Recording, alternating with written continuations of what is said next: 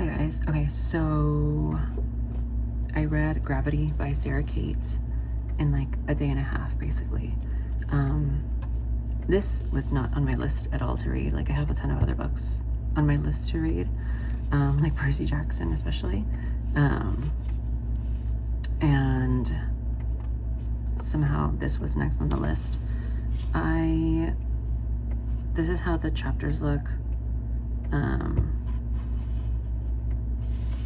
The font and like the size of the font, so you can see. This was literally I guess like a palate cleanser. Sorry, my ear, like I literally like can't hear from how I slept.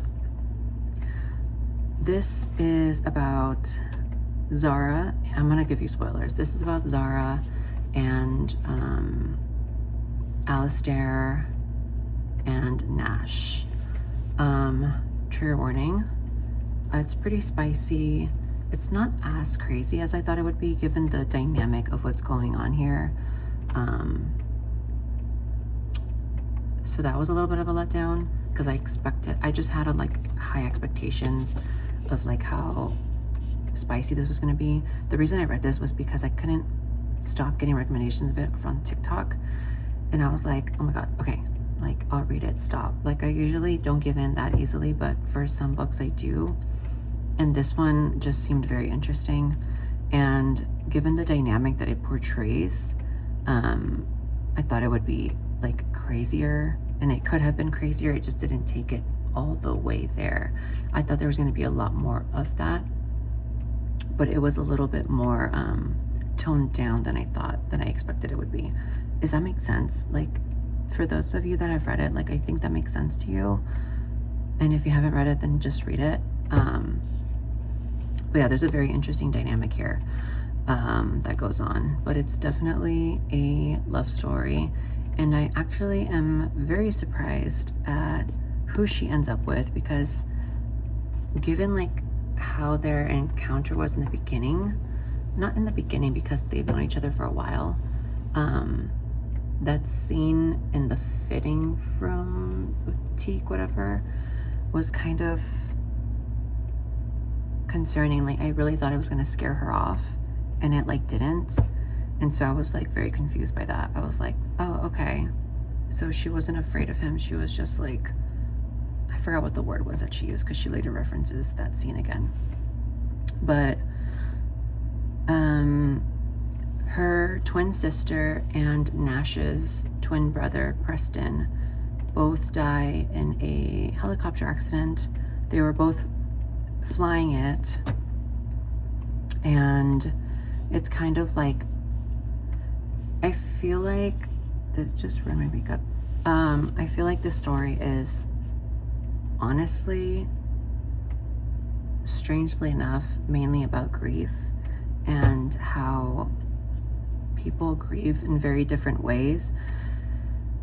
And then like fast forward to like the three that are left in this situation, it creates like a jumbled mess of chaos and grief and like unresolved emotions, and like people don't know where to put these emotions towards, and they don't know how to like neutralize these grief emotions. And so the three of them come up with like a method on how to, I guess, neutralize those feelings or somehow get over that bump of grief that they've been trying to get through, because they're obviously all Alistair, Nash, and Zara. So there is a second book to this. I don't know. I was gonna spoil it, but I'd rather you just read the book, because it's just like, I don't know, like me talking about it right now, it's just like too spicy to put in a review. Do you know what I mean? Like it's just, I'm just gonna be vague about it. So I thought it was good. I thought it was a didn't think it was bad. However, I don't know if I'm gonna read the second book, Free Fall. I saw that there's a second one, but the second one actually sounds more intriguing in a different way than this one was intriguing to me. And that's what makes certain books really cool. Dynamics. And I feel like the dynamic of the second one's really cool too. And it's just like wondering how writers can handle and write certain specific dynamics. It's just fun to be able to read and see how they express that relationships that they have going on. It's very interesting. So that's one of the reasons why I really like reading too. Good writing, but also like interesting or unique dynamics, and see how those dynamic relationships, whatever, play out.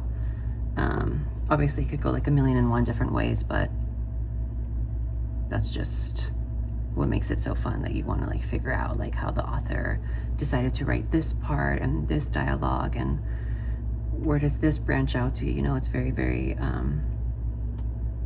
awesome to see the infinite ways that it could have been done, and then to see the final copy of how it actually ends up being. That's what's so fun about reading, I think, especially books like this. Well, books like Free Fall, I guess, and then I guess books like this too, because of this very interesting dynamic. Trigger warning. But yeah, so I don't know what else to say. I do like that there's a happy ending. If there's one thing I have to say about writing, like I really like when there's happy endings. I do not like when the endings are not happy. I mean, maybe it depends on the story, and like everything that has led up to that point. However, for the most part, I do prefer when books have a happy ending. I think if it makes sense, right? If there is a heroic sacrifice, like for example, like Armada, like that heroic sacrifice was not very heroic because it didn't really do anything. Like really, like that kind of thing. Like that kind of thing is not necessary to have a unhappy ending, even though it saved the world. Does that make sense? If the sacrifice was done at a great benefit to everyone else and it actually did a lot, then yeah, it's worth it.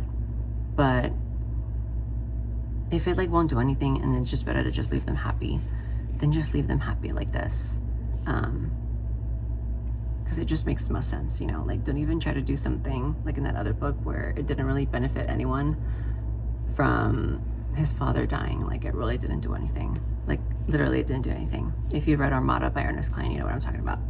It's just that was my last review that I did, so that's why I'm referencing it. I don't know what else to say. That is my review on Gravity. I enjoyed it. I recommend you do read it.